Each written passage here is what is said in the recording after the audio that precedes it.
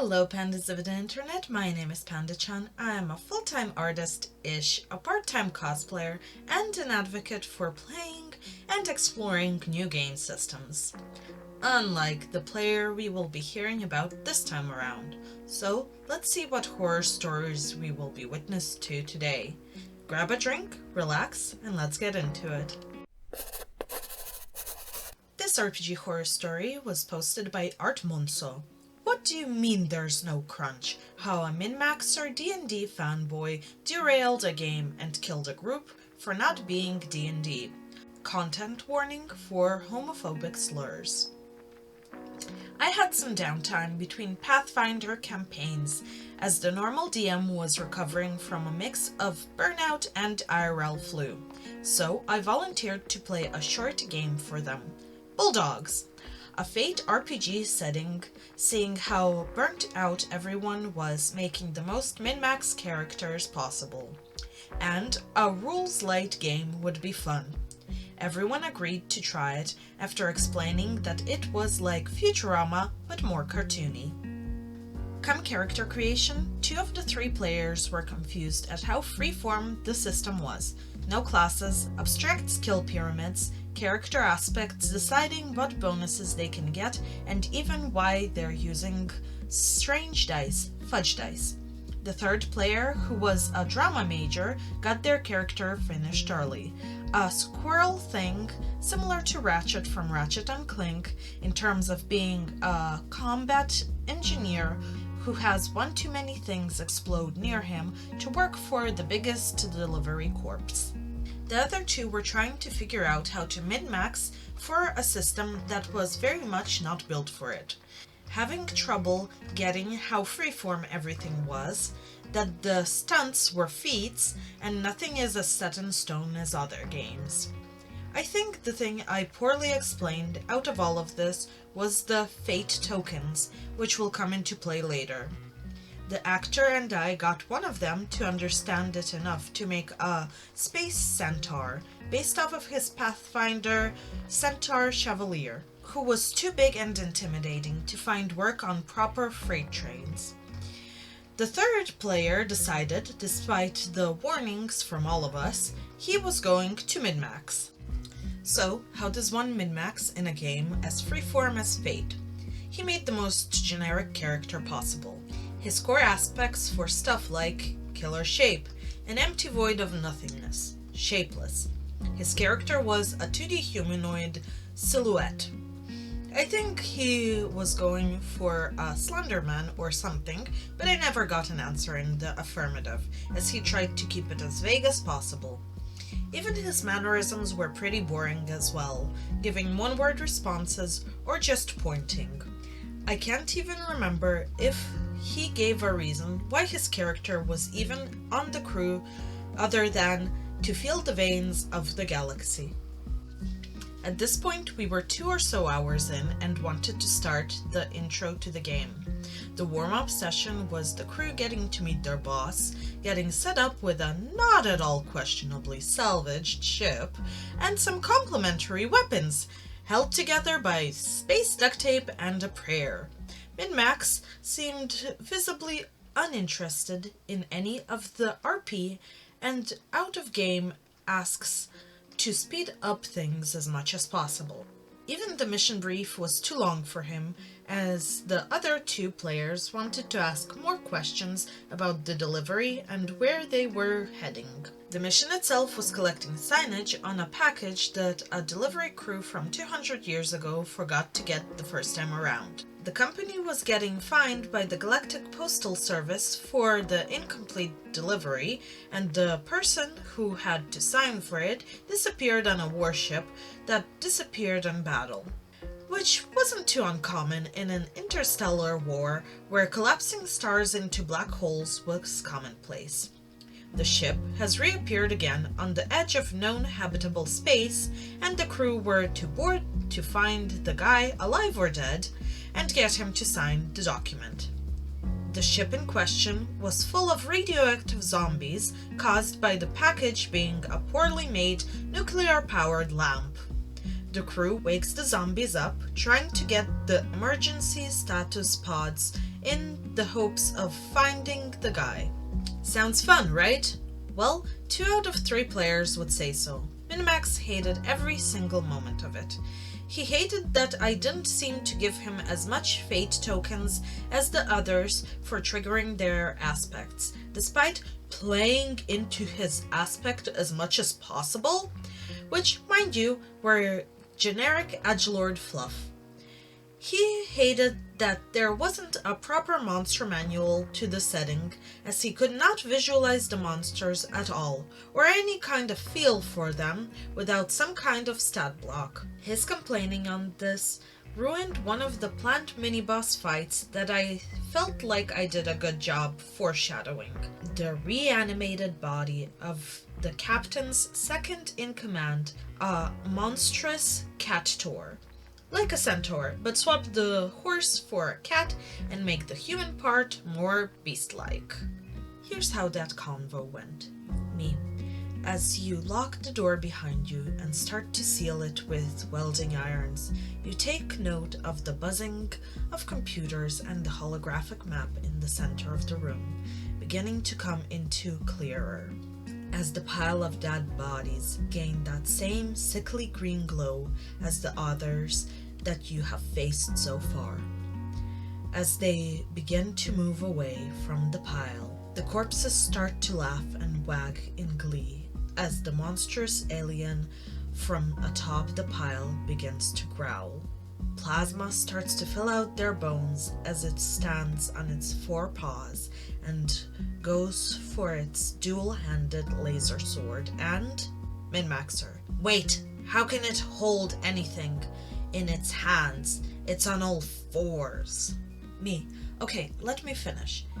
And his laser is in his right hand as the plasma skin lights up its upper body to see a very cat-like...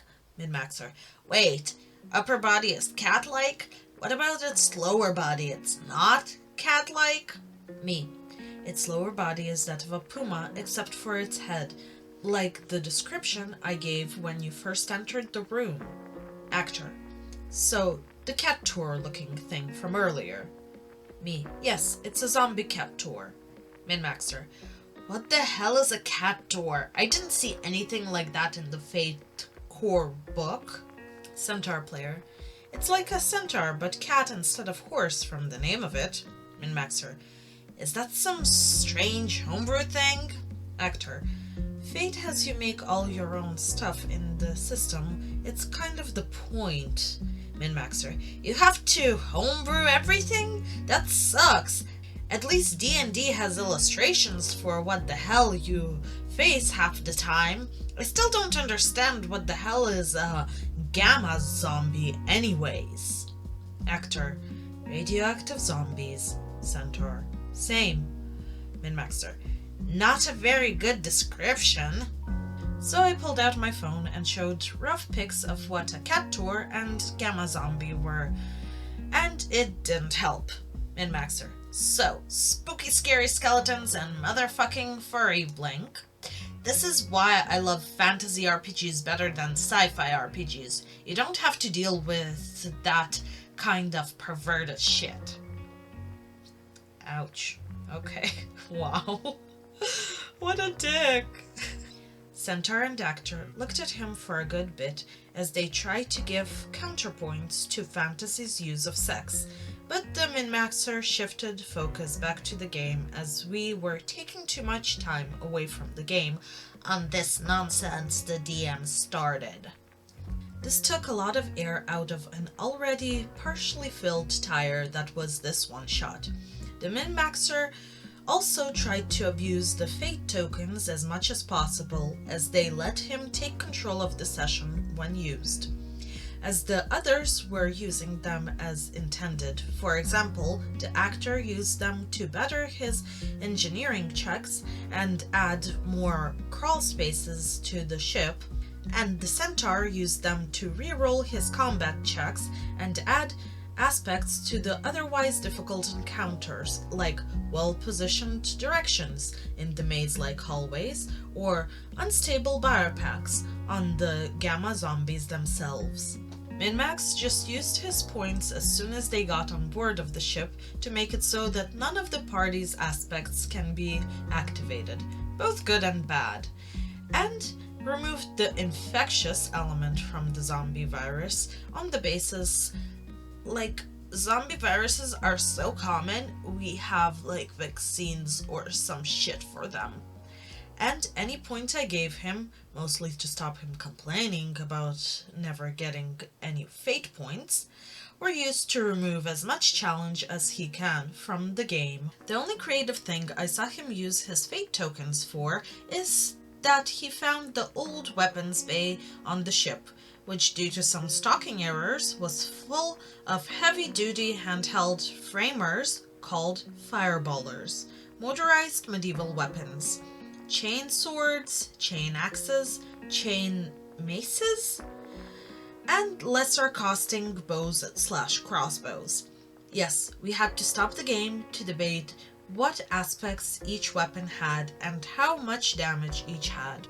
The game slugged to a close as the crew had a heroic escape with the signature of the ship's janitor, the only surviving member of the crew, and the guy who ordered the new clamp that caused the mess to begin with. Before we even got back to the station, Min-Max had left the table completely, making the wrap-up a bit awkward, but overall it was a good end to a one-shot. A few days later, the old DM and Min-Maxer were gathered. The two players that enjoyed the game couldn't make it due to life, but said they would be okay with playing whatever, to discuss starting back up playing and who would be running the next game. I brought my ideas for expanding on the one-shot or even going into other systems in the Fate core system. The old DM asked how the one-shot went, and the Min-Maxer cut me off to tell him that it sucked balls, and that no one had any fun at all. That the game was a homebrew mess with unrealistic monsters and blasted furry blanks that was clearly sexual, which now thinking about it was BS. Coming from the guy who made a min-maxed 9-foot-tall lizard folk, whose main character trait, besides being a murder machine, was trying to keep warm by cuddling with NPCs he was trying to mate with that week. I was silent long enough that the old DM, not reading my shock very well, decided to have me skip most of my non-D&D and go to Min-Maxer's game ideas. He had no interest in running anything at all, but knew it couldn't be anything other than Pathfinder or D&D, as they were the only good games out there in his opinion. When it came to, I decided to pick the only normal games I had planned out, where Adventure Paths, Kingmaker, the nation-building focused game, Carrion Crown, the horror investigation focused game, and Skulls and Shackles, a good old-fashioned pirate quest. The Min-Maxer shot every one of them down for not having the spirit of what proper D&D is, and the old DM had read the mods already and didn't feel like he could play without spoiling them. To make an already long story short, the half-burnt-out DM ran a game that he wasn't very passionate about. Other players didn't like that we were getting more of the same hack-and-slice mess like the last game, and were mad when I finally let them know what Min-Max said about the game at the idea meeting. I think I was the first to leave the campaign, mostly as I wanted to build up shops and townships in the barren wasteland that was the setting, and Min-Max wasn't having any of that at all. Trying to steer the group away from anything that wasn't dungeon delving. The game didn't last long after that, as Min-Maxer's mood swings were getting on everyone's nerves. Min-Maxer did apologize for the steering and lying about what the other group members' opinions on the one-shot were, as he was dealing with his bipolar and girlfriend problems and took them out on us. However, he did not apologize for shouting homophobic slurs due to his Christian beliefs, didn't let him tolerate anything viewed as a sinful lifestyle choice. I do not play with him and generally avoid him when I see him on the street as much as possible, as his pure Christian lifestyle ended up getting him fired from his job, his girlfriend kicking him off their lease, and homeless on the street as he burns bridge after bridge in the name of God. TLDR, tried to run a Fate game as a change of pace for Pathfinder/D&D group. One min-maxer decides to actively ruin the game as much as possible, to the point that he lied to keep the group playing D&D. Kills group and guy ends up homeless due to religious extremes. Well, that was certainly one way to ruin a life. I am a bit surprised that someone who holds and hides behind such heavily religious beliefs would ever touch such a game as D&D or Pathfinder. I do think that games like this are best enjoyed with people who have a similar point of view on the world as your own, so I hope you could find a better space to enjoy the games you like, OP. Well, I will leave the links to the original story below, so check it out and maybe consider subscribing and giving a like. That being said, I hope you enjoyed and I will see you next time.